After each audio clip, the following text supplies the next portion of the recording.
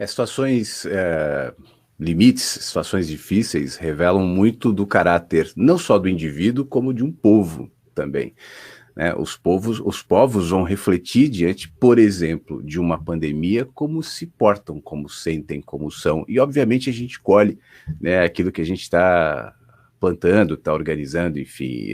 É um cenário difícil de perceber no Brasil como é que vai se desdobrar, até porque a gente sabe que a gente está diante também de uma subnotificação.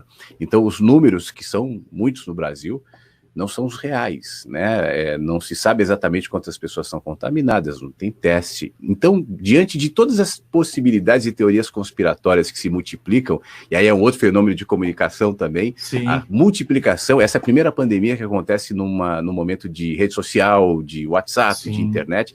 Então, isso gera muita confusão também, mas independentemente disso, me parece muito complicado para muita gente reconhecer que há um problema, né? É. Independente da opinião de um e de outro, e que é sério. O interessante, Flávio, você falando isso, nos Estados Unidos não foram diferentes. A questão da infraestrutura de saúde hospitalar dos Estados Uhum. Unidos, ela é totalmente diferente a do Brasil, né? No Brasil, por incrível que pareça, existe o SUS. A pessoa fala assim, não, mas o SUS é uma porcaria, existe falta de médicos, de medicamento. Lá, lá. Nos Estados Unidos não tem nem o SUS.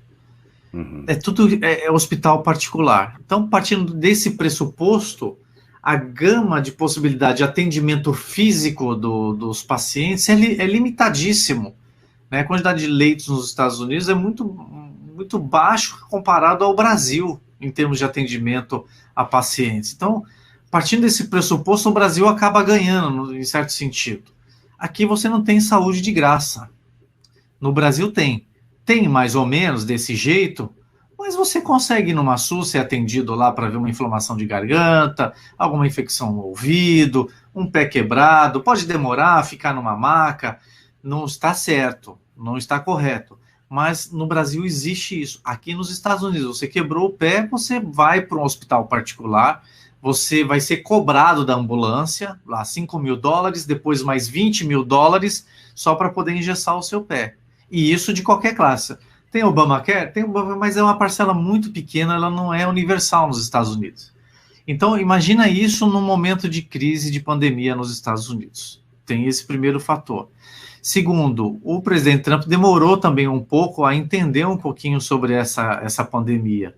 E o que aconteceu? Os Estados Unidos não tinham testes suficientes para testar a população.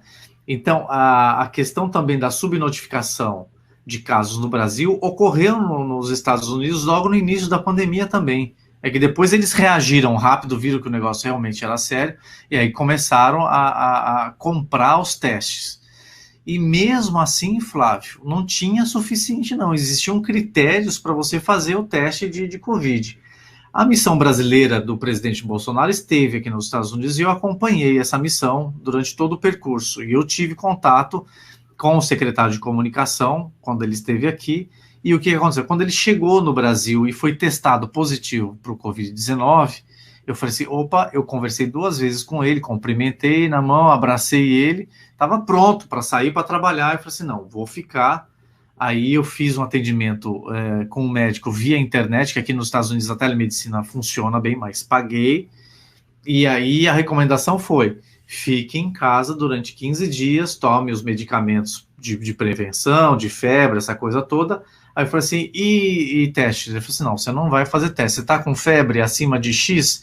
Eu falei, não, então você não vai fazer porque você não é elegível a fazer o teste porque faltam testes na rede de saúde aqui dos Estados Unidos. Então, os Estados Unidos também sofreram com essa questão de subnotificação aqui também, viu?